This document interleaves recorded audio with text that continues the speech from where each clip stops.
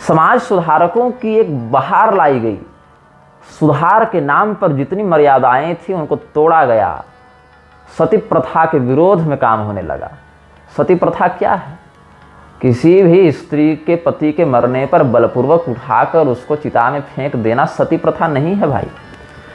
पतिव्रता होने का सर्वोच्च प्रमाण है सतीत्व। वह स्त्री जो अपने पति के अतिरिक्त किसी अन्य पुरुष का किसी भी रिश्ते से चिंतन न करती हो, वह सर्वोत्तम पतिव्रता है। वह स्त्री जो अपने पति के अतिरिक्त अन्य पुरुषों का पिता भाव से, पुत्र भाव से, भाई भाव से या अन्य मर्यादित संबंधों के आधार पर चिंतन करती है, वह मध्यम कोटि की पतिव्रता है।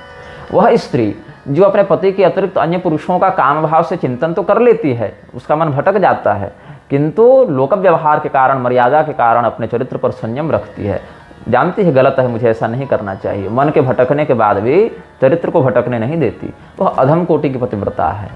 और जो स्त्रियां मनमौजी करते हुए इधर उधर अवैध संबंध बनाती फिरती हैं, ऐसी स्त्रियां तो पतिव्रता होती नहीं।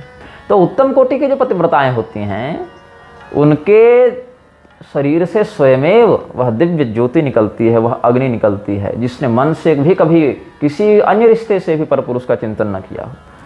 ये बड़ा दुर्लभ है। वो तो जीती जागती देवी है, मतलब वो तो फिर मनुष्य नहीं रही ना, मतलब मनुष्य शरीर में वास करने वाली कोई दिव्य आत्मा है वह।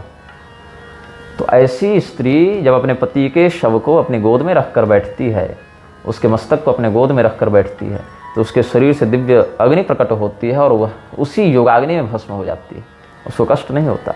मध्यम कोटि की पतिव्रताएं अपने शरीर से वह दिव्य ज्योति निकालने में समर्थ तो नहीं होती, किंतु लौकिक अग्नि का प्रयोग करके अपने शरीर को भस्म करती हैं।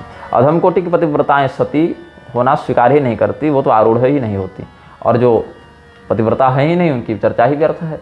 तो ऐसी स्त्रियां जो उत्तम कोटि की पतिव्रता हैं, मध्यम कोटि की पतिव्रता हैं, वो भी अपनी इच्छा से सती होती थी, कोई उठाकर फेंक देता नहीं था।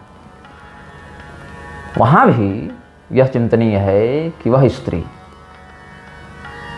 क्या गर्भवती है, क्या बाल विधवा है, क्या उसके सास ससुर माता पिता बूढ़े हैं, जीवित हैं, अस्वस्थ हैं, उनकी सेवा करने के लिए कोई नहीं, क्या वह स्त्री इतना धैर्य, इतना साहस नहीं रखती कि चिता पर आरूढ़ हो सके?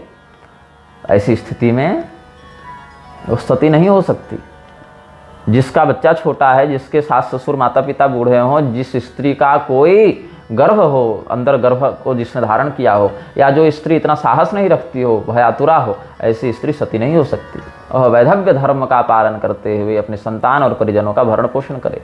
हाँ, यदि ऐसा कोई प्रतिबंध नहीं है, उसका भरण पोषण करने वाला कोई नहीं, और उसकी इच्छा भी हो सती होने की, तब अपनी इच्छा से वह अपने पति का अनुगमन करती थी। यह शास्त्रीय बात है। लेकिन एक ईसाई, राजा राम मोहन राय ईसाई था, उसको अंग्रेजों ने यहाँ पर स्थापित किया इन शास्त्रीय सिद्धांतों का विरोध करने के लिए। उसको अनेकों उपाधियाँ प्रदान की, उसको अनेकों पुरस्कार दिए, पेंशन दी, और वह व्यक्ति ईसाई होने के बाद सुधारने किसको चला है? सनातन धर्म को।